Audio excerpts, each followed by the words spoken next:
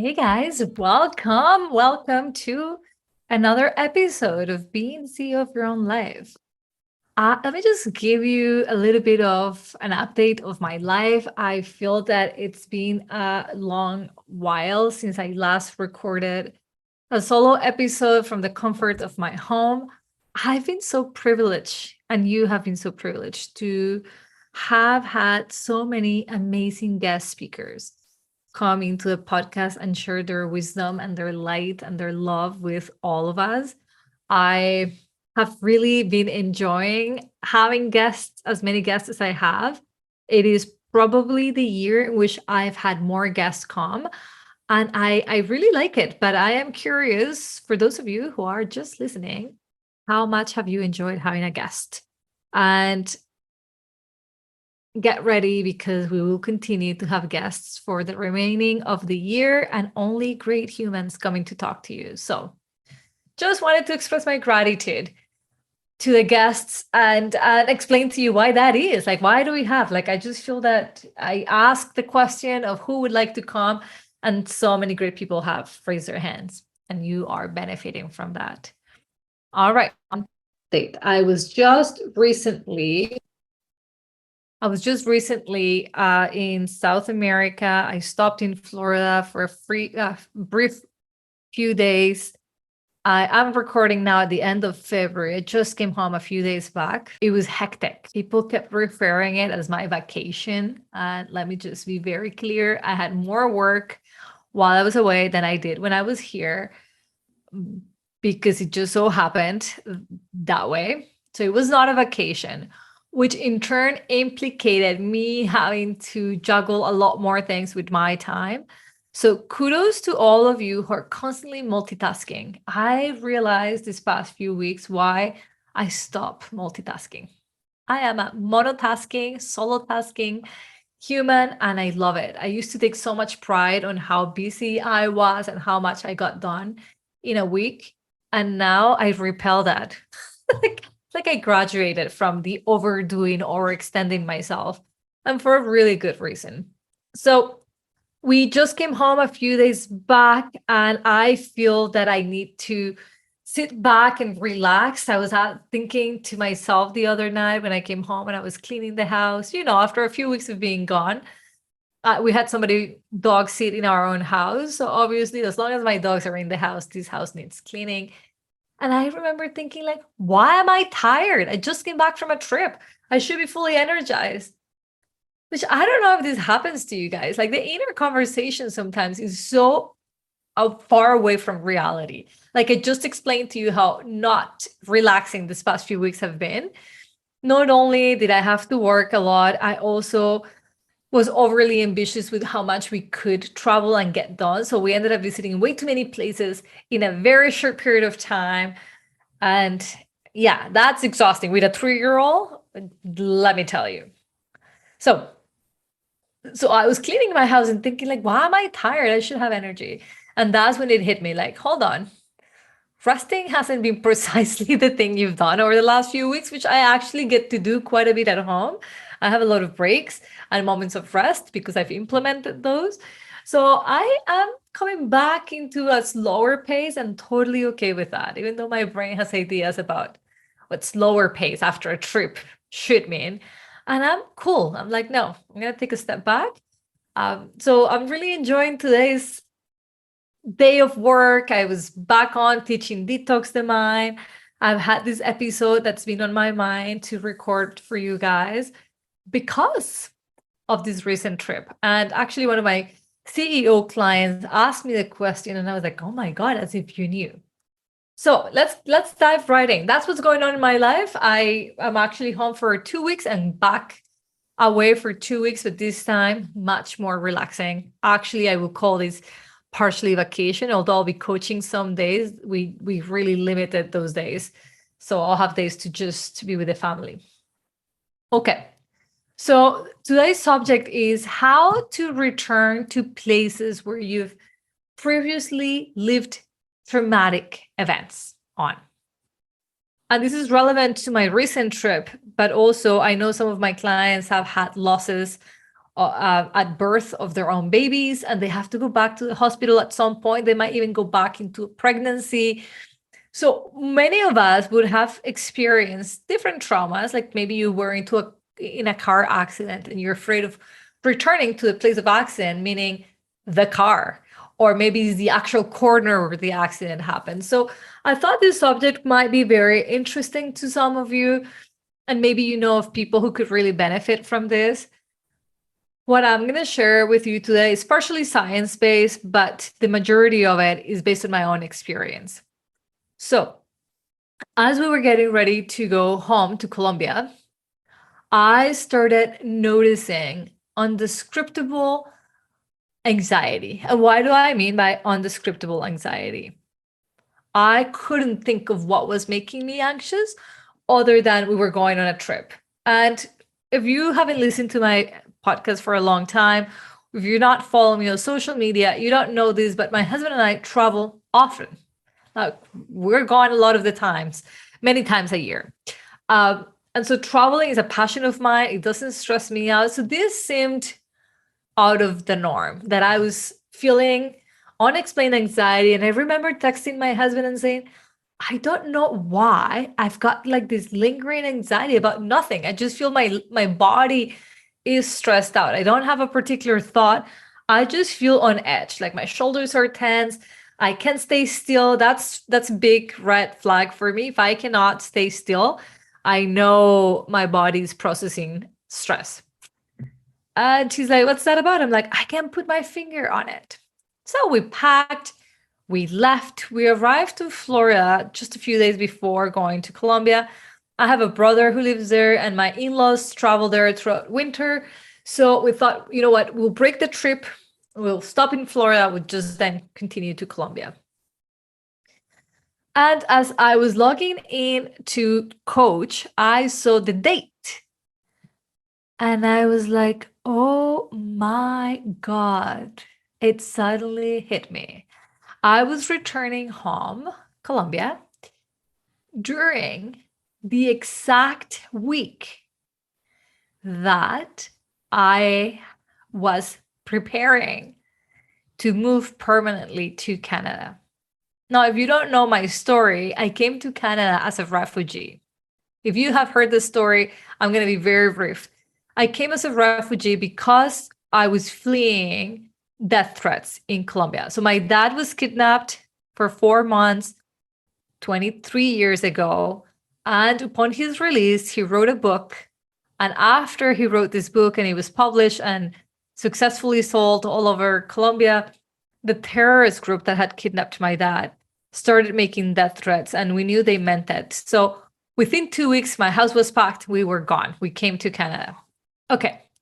So the anxiety in my body was exactly happening as the same time frame as it had like 21 years prior. 21 years ago, during that week that I felt anxiety, this time, I was under survival. I was under alert because there were actual threats to my life or my family's life. And that is what brings me to this episode. There is something called trauma and memory. And not only do you keep memory, like flashbacks, like that, like, you know, me sitting down and saying like, oh, I know what it is this date. This week was incredibly stressful 21 years ago. I was on my way to Canada and we were unsafe. And it was, you know, I will spare you the details. It was stressful. So trauma has two forms of memory. The one in your mind, the actual recall memory, and then the physical memory, which was what was happening to me. My body was remembering the trauma before my brain had a time to catch up and see, oh, that's what was going on. For rape victims, for example, it could be years past the rape had happened. If they're walking down the same street where they were raped, it could be that they're not even catching up to their memory in their head, but their body starts sweating profoundly, or they start shaking, or they start feeling a lot of anxiety and fear. So our bodies remember trauma. If you've been near death experience at a hospital and then you go back to a hospital, your body might feel tense. Not dead, but tense.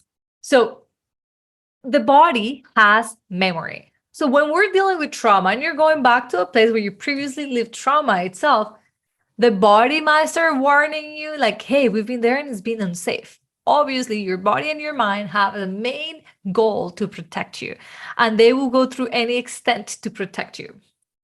Your brain does not know the difference between past, future, or present. So when the body starts remembering something that happened in the past, the mind starts thinking like, oh, we're at risk now. It's happening now. And it took a while for my brain to catch up to the fact that it was the dates, but 21 years ago. And it goes to show that trauma never really quite leaves you. It's always there, which is why I always invite my clients to think of trauma as your pet. It goes with you wherever you go, but the goal is that you are to walk your pet, not the other way around, your pet to walk you. And that happens over years of practicing you being in control over your mind. So a client of mine who saw I was coming back to Colombia, not knowing that I was going through this, that I was like, why am I so anxious about this? And then I realized it was the anniversary of me coming home to Colombia, to Canada. She asked me and she said, hey, I would love for you to record a podcast on how to return places where you've been previously traumatized. And she said, for me, has been the hospital. I have a really hard time going back to the hospital.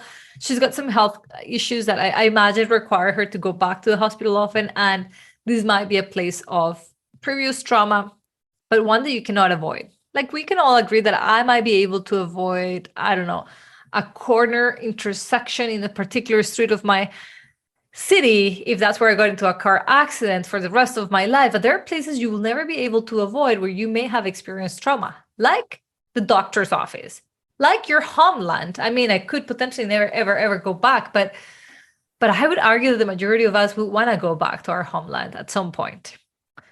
Okay, so after this, I started thinking about, so what do I do?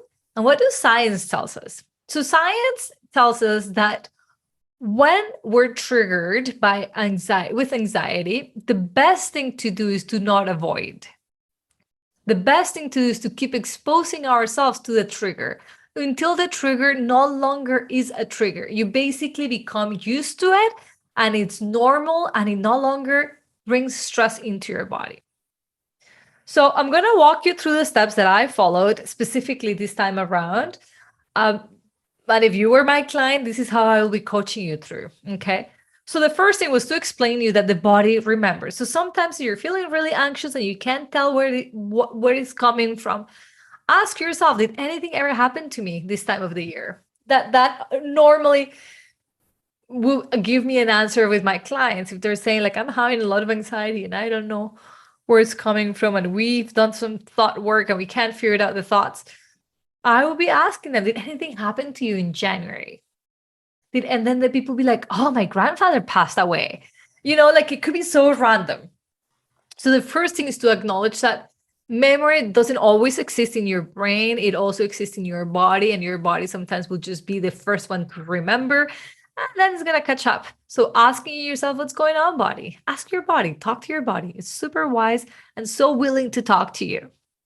The second point that I would say is very important is to acknowledge it. Of course, you're feeling stressed to go back home. Of course, 21 years ago, you lived hell. Of course, it's stressful to go back to the hospital. 7 years ago, you almost died there, right? So just to acknowledge what you're experiencing validates your emotion, which ultimately is all we're looking for, validation, that it's okay for me to feel this way. So you play the role of the validator, validate and acknowledge, okay, body, I get it. Yeah, this was stressful 21 years ago. And I like to say how long ago, because it's another subtle way of telling the brain it's not happening now, but I understand why you feel this way. I understand what you might think is unsafe. The third point after you acknowledge it is to make it normal and okay. Like I was saying, of course you feel that way, body. Of course, brain, you want to warn me. No, don't go back dating. Guys are bad. right? Like, of course you feel that way. Normalize your feeling. Do not judge your feeling. Do not make it mean something that is not. Like at some point, I'm like, is there something bad that's gonna happen? Is that why I'm feeling stressed? Right? Like, so sometimes we think it's like a premonition. No, it's not. You're just remembering the shit that happened in the past. So you're gonna remember that the body remembers. You're gonna acknowledge that this is what you're feeling and that's why it's happening. Then you're gonna make it normal. It's normal to feel this way. Of course, I feel this way. And I highly suggest in the next point is to talk about it. So when I clued in, the next time I was sitting with my in-laws and my husband, I was like, I had been feeling stressed and I didn't know where it was coming from. And now I do. This time, 21 years ago, I was under a lot of stress. It was a week before we moved to Canada. I couldn't sleep at home. We were like changing locations every night to confuse the people that were following us. It was stressful. We had security guards. We were driving bulletproof cars. Like, just picture a movie, because you've probably watched a movie like that. And I immediately had so much compassion for myself. What my mind has been through, what that 19-year-old girl had to go through. So talking about it releases the tension. You hear the story, and it hopefully it would unlock compassion for yourself of what you've been through. Yes, of course, that hospital visit was difficult. That bad dating experience was difficult. If you don't want to talk about it, write it. Write it down. Like, it's equally helpful to just write down. And this is also science-based, right? We know therapy and coaching are helpful because we hear ourselves talk. Now, writing, we witness our thoughts and we just place them somewhere. So the brain is able to process because you've done something about it. Like taking notes or talking allows you to release space within your brain. The next step, 1, 2, 3, 4, 5, we're on point number 5, is to remind your brain that that was then, this is now. This is where the magic happens, when you bring your mind to the present. So what I had to do was to, one, acknowledge my feelings, but also make them be about the past, not about the present. Yes, brain, I understand what you're feeling. Body, I know, I talked about it, I processed. I remind myself that I have healed. That's such a beautiful reminder. You've healed from this, remember? You already did years of therapy. You're good now. And I was like, yeah, I am good now. It is safe now. Things have changed. So I highly encourage you to think about, that was that pregnancy. This is me now. That was that time of my life. This is me now. Coming back to the present, grounding yourself in the present gives you safety, because in this moment you are safe. So you got to remind the brain that, hey, hold on. Although that happened and you acknowledge it and you normalize that, you want to bring the brain now back to your present, where all is well. That will make you feel safe. And if you cannot find safety within yourself at this moment in time, is because you're still thinking about the past. So bring the brain back to, like, this is now. This is where we're at this moment in time. And lastly, keep going. Keep visiting the place. Like I started this episode, it is scientifically research proven that the more we visit the triggers, the less anxiety we will have. Not short term, because when you get to a place, you're going to have anxiety. So anticipate it. It's going to be stressful. You already know why. You're going to normalize it. But the more times you attend, the more times you go to that place, the less stressful it will be, because you're doing the exercise. You're coming back to the present. You're like, oh, you're building new evidence for your brain that also good things happen in the same place. It was so helpful for me to do this. And it is the reason I go back home every year, because I have to challenge myself.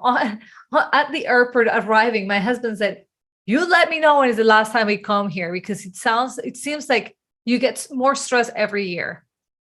And I'm like, no, I don't get more stress every year, but we've never traveled the exact same week where I left. So that added a different layer of stress. And I will never stop going, because I want this to never be stressful. And eventually we will get there. Now, I told you it's been 21 years for me. Obviously, I have not been attending my country for 21 years. I've only started going yearly since my son was born because it matters to me.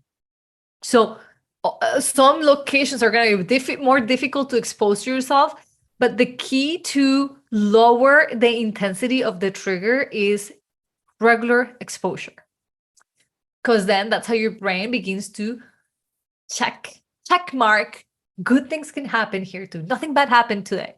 You need more of that evidence. So that, my friends, is how you can begin to go back places where you've previously experienced trauma. If you just experienced a trauma, maybe do take a break. If the trauma is very recent, give yourself some time, pause, absolutely attend therapy, get yourself all the help you need, but know and set yourself the intention already that you will be able to do that again, to go back to that place because you're strong and because you can. All right, that's it. This is a shorty, but a goodie, I hope. Talk to you guys next Monday. I hope you enjoyed that episode. I am so happy you're here, and I'm not done with you. Guess what? I want to invite you to come join me for 5 days of live coaching and teaching, where you and I are going to clean your mind and your mindset from the toxicity of your inner mean voice. So, if you feel that you're constantly discouraged, if you're lacking self-confidence because the voice inside your head tells you you're just not good enough, you're not that good, and all the other crap the brains are constantly telling us, I invite you to come join me inside Detox the Mind. 5 hours of coaching, you and I. It starts March 27th and it goes all the way until the 31st for $97. That's an amazing deal. It's a great investment in your brain. You will not regret it. You will meet wonderful people and you will have a journal to work along with me, recorded calls of our coaching calls, and you have me. You will be able to ask me any question you have about your own thoughts and your mind, and we're going to switch together your mean inner voice for a confident inner voice. Head over to the show notes and sign up.